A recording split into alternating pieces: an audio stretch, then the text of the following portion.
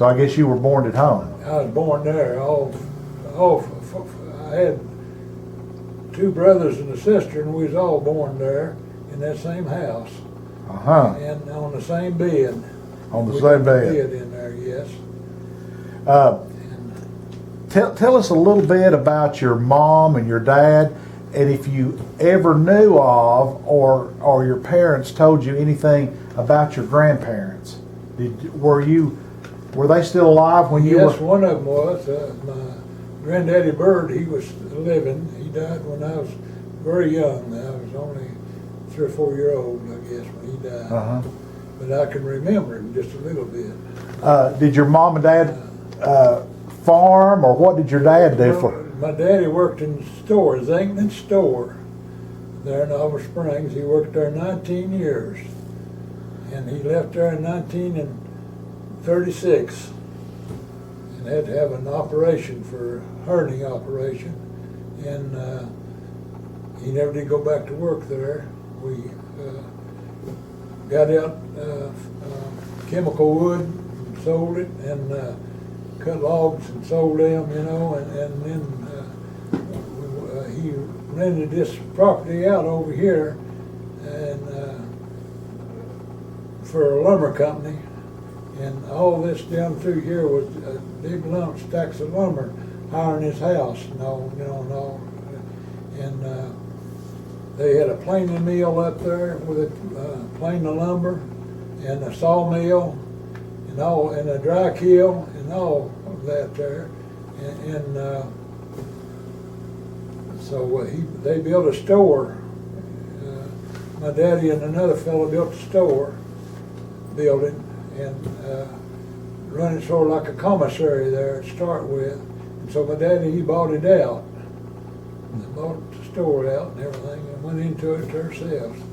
And all, and our family run that store then up to the latter part, you know, Yeah. my life.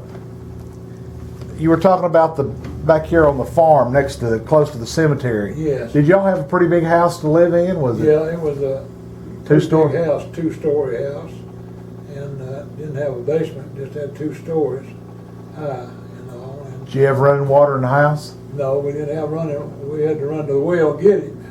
We didn't have running water. No, we didn't have inside plumbing, or we didn't have no electric there at all either. Okay. Back then.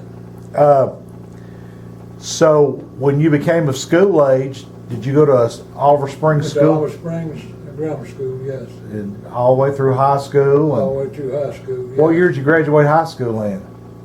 I graduated in 1946, but I went in the Marine Corps, and after I come back, I went back to school and graduated.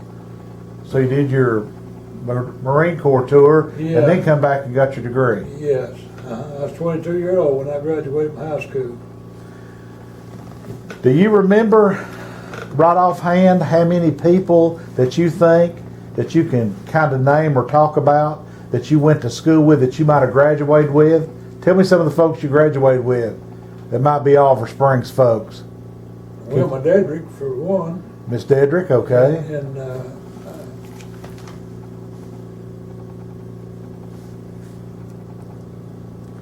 just right off, I can't remember too many of them. All right, talk to me about maybe some teacher. They're dead and gone now. Talk to me a little bit about a principal or a teacher that you remember you had back in those days. Do you remember him? I had Snyder Roberts. You had Snyder Roberts? Yeah, he was my 8th grade teacher and all, and I graduated from grammar school with him. And then Professor Britton, Faith Taylor, Ruth Sharp. Right. And that's pretty good. there's several others I can't remember. Not all. You remember Miss Schultz? Was she teaching here then? Yeah, that was Miss Schultz, Miss Bruce Schultz. Right. She didn't teach me. No, one of my first grade teachers was Miss Richards, Mary Richards. Mary Richards was Yeah, a teacher. She was my first grade teacher, and her 2 sisters was killed there in 1940. Murdered. Right. 1940. Right. Tell when you were growing up and you were going to high school and your early days. Tell me about a few of the businesses that you can remember that were downtown Oliver Springs. Well, we had, way back, we had Uncle Mark Brown, he run one there. We had, there at the drugstore, where the drugstore is now. Yes, sir. We had a drugstore there. Then right on this side of it there, we had Mead Barbershop. Uh-huh. And Mr. Mead and I forget exactly who was in there with him at that time. And then right on this side of it there was Uncle Mark Brown's on there where there at the alleyway was Uncle Mark Brown's butcher shop and all. Okay. And he was standing on that porch. There's a porch there, like, you know, concrete porch there, and he was standing on that, and that train went right up by there, you know. And that's when J.J. Williams, he got killed there. Train hit him, killed him. Really? Uncle Mark Brown was hollering at him, but he couldn't make him hear, you know. And Uh-huh. I said there. And that one in Mr. Mead's barbershop there, you know, and then he moved over to the other place over there after they built that. No, Keeber's building used to be over there, a big store building, Uh-huh. huge one, and then all, and they tore it down and all, and then different people bought that out down through there, you know, Luke Hall owned a lot of that there, Right. and where the barber shop was, and then we had Zinkness store, then we had one filling station right across from it there. You go by the drugstore, Uh-huh. and you went on around there. Well, they didn't have no building in there on the right. There, on past the drugstore, they kept their coal piled in there, you know, and they had to go around there and carry coal around there to the places Uh-huh. to heat with in the wintertime. I know Mr. Mead went around there one time and found a $10 bill laying there. He'd give the last money he had to the church, and that was on Monday morning. He went around there to get coal and found a $10 bill. Huh. Yeah, and anyway, well then, What did we I do? forget who ran them other places there. Then you had the old bank building, and you had the Right.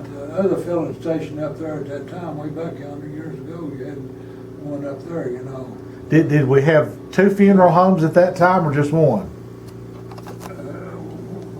Well, in my lifetime they had two, but at first they didn't. Sharp only come here in about 1938, 39. Uh-huh. It was. But before that, it had Mr. Booth down there. So Mr. Booth was the first funeral home? Yes, Okay. Let me ask you, did your mom and dad, did they ever own a car? yes, yes. We had a T-model